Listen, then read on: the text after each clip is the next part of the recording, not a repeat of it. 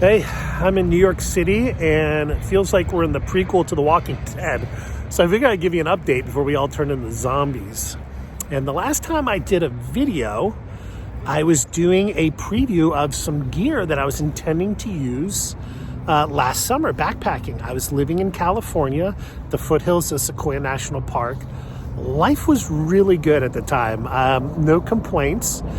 And when I look back on what has happened in the last year, I think I was told to move out there, even if it was for such a short time, to kind of figure out what my purpose was in life. And, you know, not to be cliche, but I started asking myself, am I really living my best life? And I was living a really good life, but I wasn't living my best life. And one of the things I started thinking about was I had this memory of being in a Denver airport, watching these flight attendants walk by and thinking to myself, man, that must just be an incredible life. So I went out and I just became a flight attendant. And I've been a flight attendant for the last 10 months or so. And when I say I am living my best life, I truly mean it. I have found my calling in life after 23 years in the military and 5 years in healthcare. I've finally found my calling, as interesting as life has brought me to be. And so when I decided to do this, it was all on a whim. I didn't know a thing about being a flight attendant or about the aviation industry or airlines.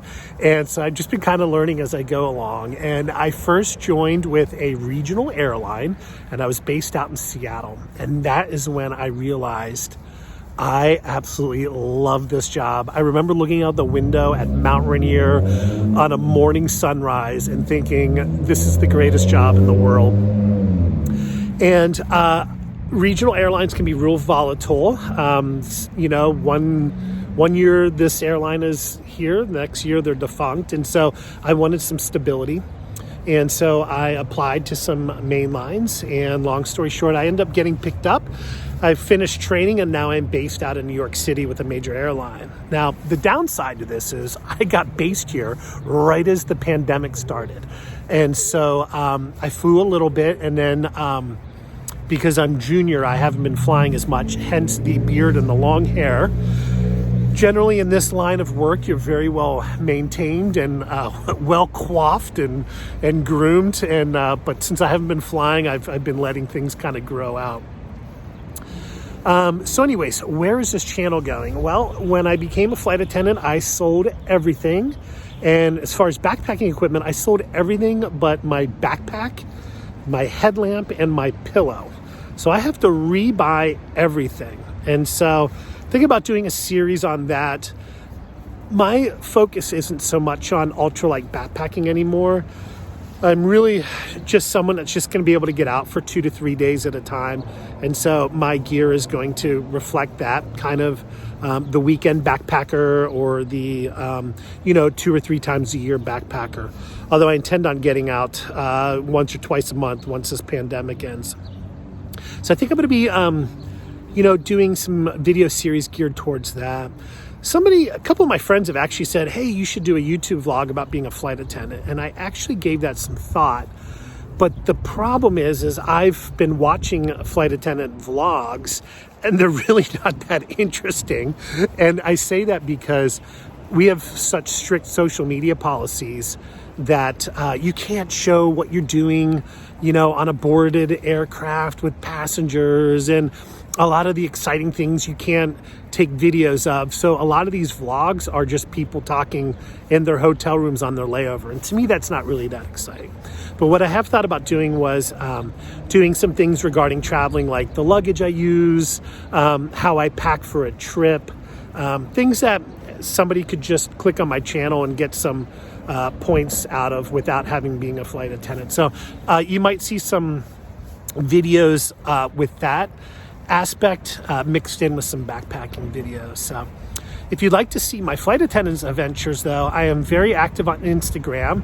15-second Instagram story clips are much easier to do in this line of work, and I've kind of accrued a small following following my adventures there. So going forward, I don't know when my next video is going to be. when I started this channel in 2013, I think it was, I started it because I couldn't find things I was researching on the internet. And so I decided to do videos on things that I think people may have wanted to research. And then it kind of morphed into me doing a Appalachian Trail preparation, and things kind of went in that direction. And now that I'm not going to be through hiking for a while, I'm going to get back to kind of more gear related and just 2-day overnight trip, reviews. Thinking about doing a video on my 2 failed Appalachian through hike attempts. I learned a lot about myself. I went through a huge bout of depression, and failure is not something I'm accustomed to, and it really caused me to look within myself and really to check my mental toughness. And I've been thinking about wanting to do a video on that because it might be interesting to help others that have failed through hikes, or those who are planning a through hike that might want to see what it's like for someone that was not able to complete 1 or 2 in my case. So anyways, I hope you're doing great and stay safe. I don't know when the next video is going to be, but I'm sure it'll be somewhat soon. I'm starting to feel more social media savvy again. So thanks for watching, and we'll see you again.